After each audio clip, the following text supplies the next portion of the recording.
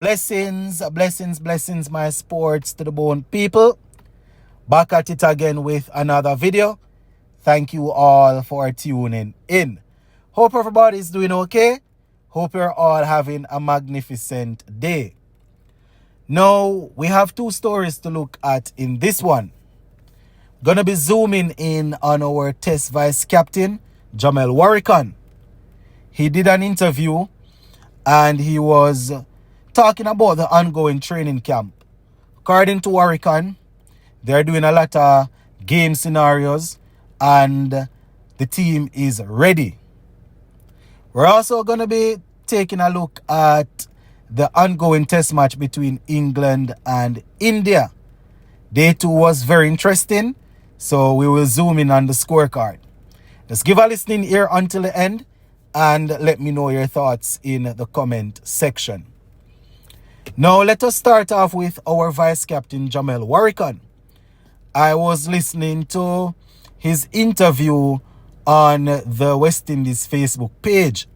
And according to Warrican, the guys are working extremely hard as a unit.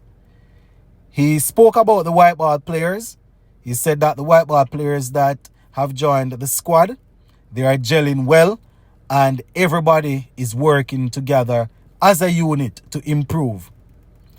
Now, according to Warrican, during the training camp, they have been working on all aspects, right? Batting, bowling, and fielding. But they've been spending a whole lot of time on match scenarios. So basically, they're trying to replicate some of the things that will happen during the game or some of the things that they expect to happen, right? So probably having the openers batting for a period of time, you understand, mostly facing pace and so. As a matter of fact, the next line here, we see where Warrican is saying that one of the main things that they are doing, they have the batsmen facing the seamers mostly. He was saying that they expect Australia to come with a lot of seamers, a lot of seam bowling. So the batsmen, they have been doing a lot of batting, especially against seamers. Now, as I said, that is very, very important during practice, for the practice to be specific and to try and replicate what you will face. But, what we have to understand is that even though they have guys that can bowl a similar pace to what we will face, we have to make sure that the batsmen, they're actually getting a good amount of balls in troubling areas, right? Because that is what we will face against Australia. If we have our quickest bowlers just bowling at them and just saying we're going for pace, that's not the only thing. You have to make sure that while they're practicing, they are being put under pressure.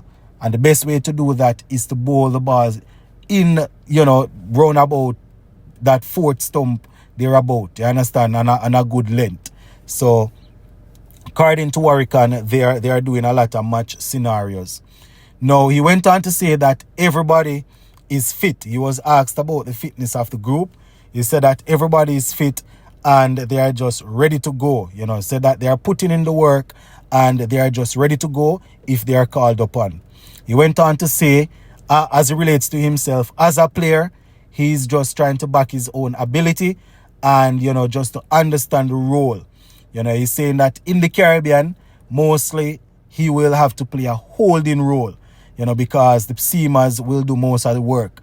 Man said that doing that holding role simply means that, whenever the seamers need a break, he will come in and, make sure that he's holding things. Make sure that the batsmen aren't chipping away. Obviously, he will try to pick up wickets, but he's saying that he's mostly there to play a holding role, especially in home conditions, right? He went on to say that he was asked about Steve Smith. He said that obviously it's a big miss for Australia, but they are not worried or focusing on Steve Smith. They have to understand that all the players that the Australians will put forward will have some amount of quality, right? So they need to focus on all the players and not just worry about Steve Smith, who is absent, right? He went on to say that whenever the opportunity comes, they just need to go there and grab it with both hands. You understand? Man said that he's trying to focus on the present and the future. he was asked about his bowling performance in Pakistan. He said that people are saying a lot of things about how good it was, but he, as a player, knows that, in Pakistan, the conditions assisted a lot. So it's all about just moving forward and playing the conditions based on playing based on the condition that he's in at the moment, right? He went on to say that, as a team, he was asked about the amount of test cricket that we are playing. Man said that as a team, obviously we would like to play more test cricket because, sometimes you play a series and when you look, it's 5 or 6 months in the future before you before you come together as a test group again, right? So I think that is something that majority of us will support, playing more test cricket. So yeah, Jomel Warrican there, my viewers and subscribers, our test captain, saying that, they expect to go there and give a good account of themselves. He was asked, if they believe that they can get one over in Australia. Man said that, of course, they believe they can win, because going into every series, you definitely need to believe that you can win. And that is true. That is true. You have to believe that, you can go there and win. Are they likely to win? That's another question. But they have to believe that they can win. But will they win? That's definitely another question. All right. Now, shout out to our vice captain Jomel Warrican. All right, we're gonna move on to India versus England. Some more red ball cricket. Now, I was fortunate enough to see most of day 2. And I will say that England, they are replying extremely well so far. Now, we spoke about India's batting yesterday. They ended up scoring 471. Yes, my people, they finished off earlier today on 471. They lost their last few wickets quite quickly. 471 off 113 overs. Let's just take a look at the batting card.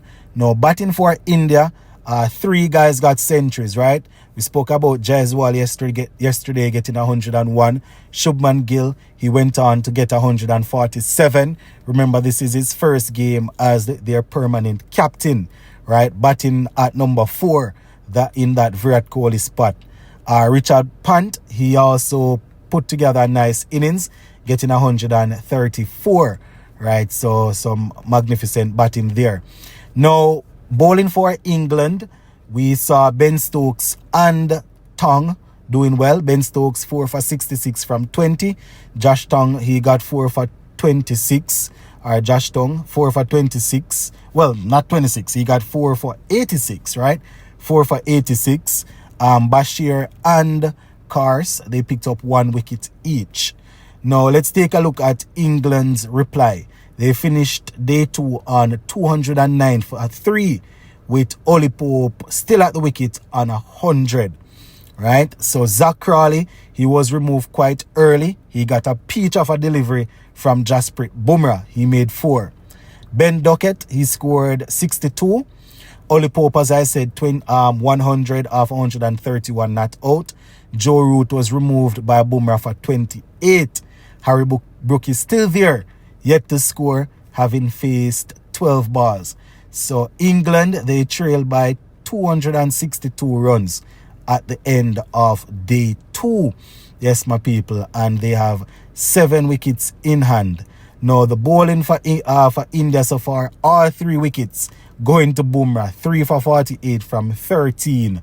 So Bumrah continuing to show why he's considered the current best bowler across all formats when it comes on to international cricket. So yeah, that is pretty much it for this one, my peeps. We'll leave it right here for now. Big up.